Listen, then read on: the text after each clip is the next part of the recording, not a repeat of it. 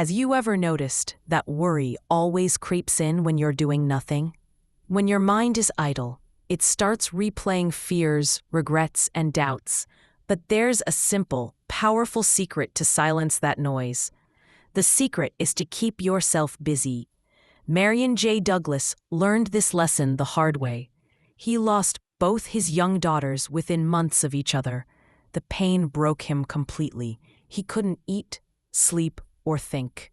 Doctors gave him pills and told him to travel, but nothing helped. Then, one afternoon, his 4-year-old son said, "Daddy, will you build me a boat?" He didn't feel like it, but he did it anyway. For 3 hours, he focused only on that little wooden boat.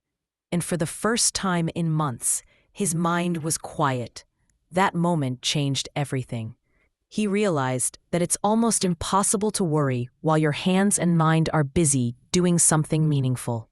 From that day, he filled his life with activity, fixing things around the house, joining community meetings, attending classes. And soon, his worries disappeared. Even Winston Churchill said it during the war. "I'm too busy. I have no time for worry."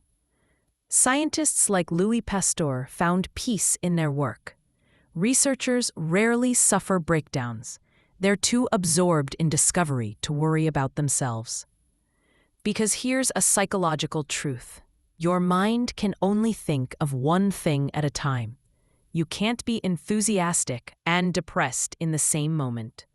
One emotion always drives out the other. During wartime, psychiatrists used this principle to heal soldiers traumatized by battle. They prescribed what they called occupational therapy, keeping men busy with outdoor work, sports, or crafts. They found that activity was the best medicine for a tired, worried mind. Even great writers knew it.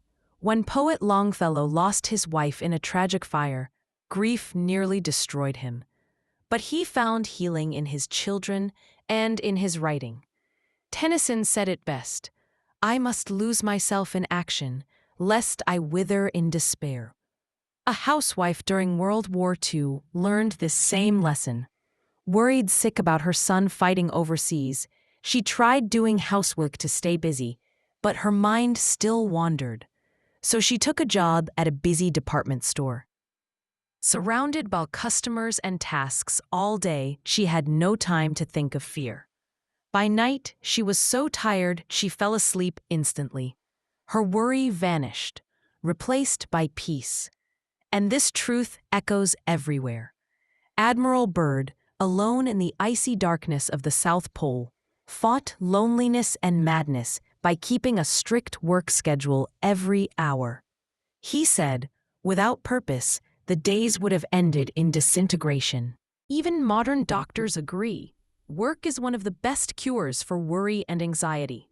Dr. Richard Cabot of Harvard said, "I've seen work cure many who suffered from trembling doubts and fear."